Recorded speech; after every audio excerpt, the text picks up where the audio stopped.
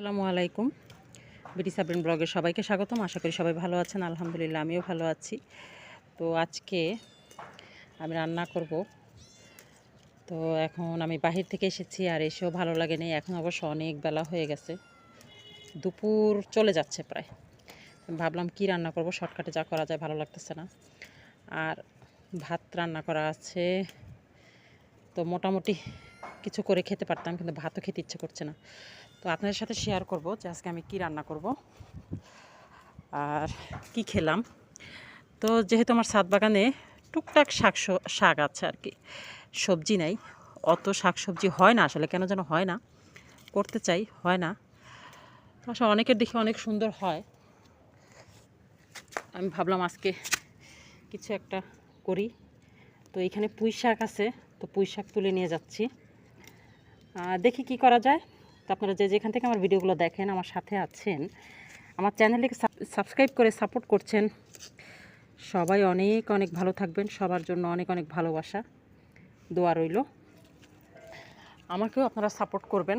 আর কি নিব, কুমড়া শাক আছে, কুমড়া শাক নিলে কেমন লাগবে বলেন তো?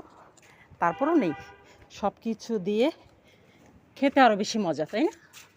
এই যে আমার কুমড়া গাছ, আর এই যে বিল্লু বাহিনী চলে আসছে। এই তোমরা আসছো কেন? ওদের অবশ্য ক্ষুধা লাগছে। তো এই যে কুমড়া পাতা নিয়ে নিলাম। তো আমি আসলে চেষ্টা করি সবসময় সব কিছু মিলিয়ে খাওয়ার জন্য। আমার অবশ্য এটা খাই না ওটা খাই না এত ইয়ে নাই। এই যে নিয়ে নিচ্ছি, সব কিছু দিয়ে খাবো, দেখি কি হয়। অনেক আবার এটা খায় না, ওইটা খায় না, সেটা খায় না, তো আমি সবই খাই। ওকে ধরতে পারলাম না, ও বের হয়ে গেছে, খুব কাছ থেকে ছুটে গেল। আসলে আমি পারলাম না ধরতে, ওর কোনো দোষ নেই।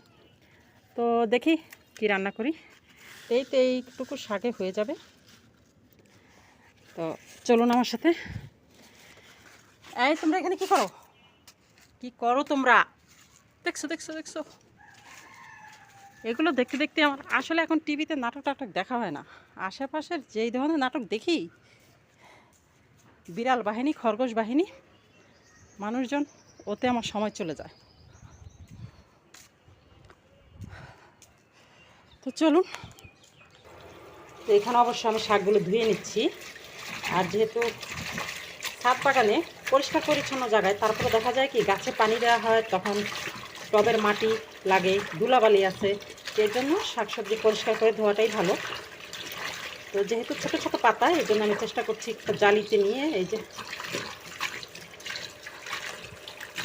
আমি এখানে একটু হালকা টুকরো টুকরো করে নিয়েছি, বেশি টুকরো নয়, একটু বড় বড় করে একটু কেটে নিয়েছি। তো এখানে আমি ভালো করে পেঁয়াজের তেলের মধ্যে পেঁয়াজ দিয়ে মশলা কষিয়ে কয়েকটা আলু দিয়ে ভালো করে একটু কষিয়ে নিয়েছি। তারপরে আমি এখানে ভাতের চাল দিয়ে দিয়েছি। তো আজকে খাবো আমি সবজি খিচুড়ি। সবজি খিচুড়ি বলতে ওই শাকই, সাথে আলু দিলাম আর কি। সব মশলা দিয়ে চাল এবং আলু ভালো করে আমি কষিয়ে নিচ্ছি। এটা কষানো হয়ে গেলে আমি ঝোল দিয়ে দেবো, মানে পানি দিয়ে দেবো পরিমাণ মতো, যেহেতু ভাতের চাল হতে সময় লাগবে আর পানিটাও বেশি দিতে হবে। পোলার চাল দিয়ে খেতে ইচ্ছা করছে না, আজকে আমি ভাতের চাল দিয়েই খেলাম। আর ভাতের চাল দিয়ে বসে দিয়েছি, আর এটা হয়ে আসলে আমি শাকটা দিয়ে দিব। এদিকে আমার বিল্লুগুলোরও ক্ষুধা লেগে গেছে, খুব চেঁচামেচি করতেছে। আর এখানে যে উপরে শাক দিয়ে ঢেকে রেখেছিলাম, আর এখন সেটা ভালো করে নেড়ে চেড়ে মিশিয়ে নেব। শাকটা অলরেডি সেদ্ধ হয়ে গেছে, যেহেতু দেখা কোনো সার ছাড়া শাক, তারপরে দেখা যায় যে উপরে ভাপ পেয়ে সিদ্ধ হয়ে গেছে। তো আমি উপরে দিয়ে রেখেছিলাম, এখন নেড়ে চেড়ে মিশিয়ে নেব। আজকে শর্টকাট রান্নাটা আপনারা আসলে সবাই সাপোর্ট করবেন। আর এভাবে মাঝে মাঝে শর্টকাট রান্না করে খেতে অবশ্য ভালোই লাগে। প্রতিদিন আসলে ঘটা করে মাছ, তরকারি, মাংস, ভাজি, ডাল এভাবে খেতে ইচ্ছা করে না। আর এটা হচ্ছে সিক্রেট একটা মশলা, যদি কেউ দেখতে চান অবশ্যই আমাকে কমেন্টে জানাবেন, আমি সিক্রেট মশলার রেসিপিটা আপনাদেরকে জানাবো। এটা মাছে এবং তরকারিতে, খিচুড়িতে খেতে পারেন। আর এখানে আমি উপর দিয়ে একটু ঘি ছিটিয়ে এখন একটু ঢেকে দেবো, বাস হয়ে গেছে আমার খিচুড়ি, অলরেডি হয়ে গেছে। এই যে গরম গরম খিচুড়ি, আর হচ্ছে আমি লাল করে লাল লাল মরিচ দিয়ে ঝাল করে আমি ডিম ভেজে নিয়েছি। তো আলহামদুলিল্লাহ খুবই ভালো ছিল আজকের দুপুরের আয়োজনটা। আপনার কাছে কেমন লাগলো অবশ্যই আমাকে কমেন্টে জানাবেন। ভালো লাগলে অবশ্যই বন্ধুদের সাথে শেয়ার করে দেবেন, সাবস্ক্রাইব করে চ্যানেলটির পাশে থাকবেন। এখানেই বিদায় নিচ্ছি, আল্লাহ হাফেজ।